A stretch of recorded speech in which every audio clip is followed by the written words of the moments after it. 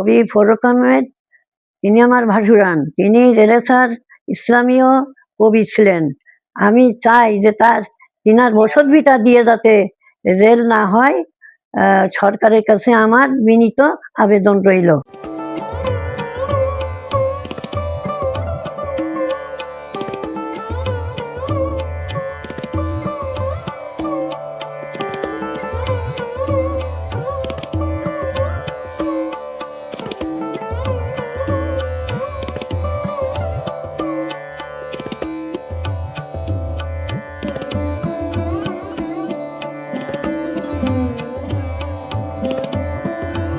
তিনি আমার বড় চাচা।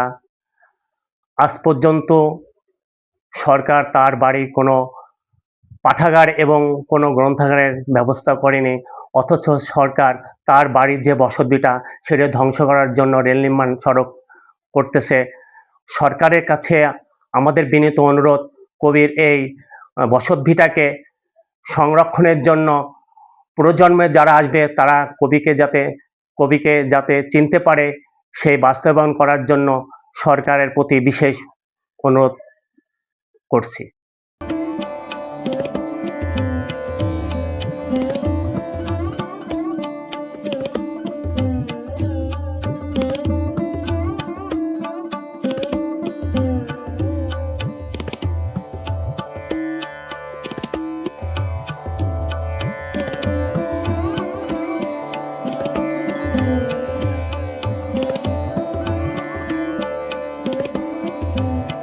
উনি আমার চাচা হন।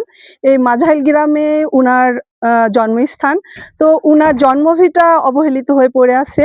স্মৃতি ধরে রাখার মতো তেমন কিছু হয়নি, নেই কোনো পাঠাগার, সরকারের পক্ষ থেকে কোনো ফাউন্ডেশনও এখানে নেই। তো আমরা চাই যে মানে উনার বাড়িটা, বসতভিটা যাতে অক্ষত থাকে। রেলের জন্য ইতিমধ্যে উনার বাড়িটি বরাদ্দ করা হয়েছে। তো সরকারের কাছে আমাদের বিনীত নিবেদন, যাতে এই বসতভিটা অক্ষত রেখে অন্যত্র রেল লাইন সরিয়ে নেয়, সেটাই আমরা চাই।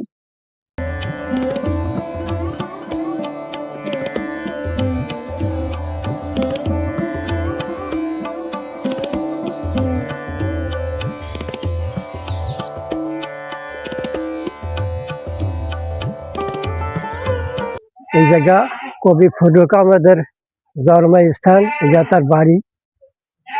সে খুব ভালো লোক, সে ইসলামী কবি। তার যা কোনো পাঠাগার কোনো এই জায়গা নাই। তা সরকারের কাছে এইটা আবেদন থাকলে এইটা করে দেওয়ার জন্য।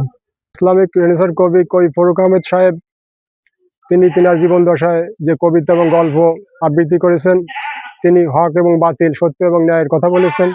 এর জন্য তিনি তার জীবন দশা অনেক নির্যাতন নিবর্তিত হয়েছে। এখন তার কবিতা কোনো বইতে আমরা পাচ্ছি না। সরকারের কাছে আবেদন যেন তার কবিতা গল্প আমরা পুনরায় আবার ফিরে পাই, এবং তার বসতভিটা আছে, তার এইখানে যেন কোনো সরকারি পক্ষ থেকে একটা পাঠাগার এই জন্য করা হয়।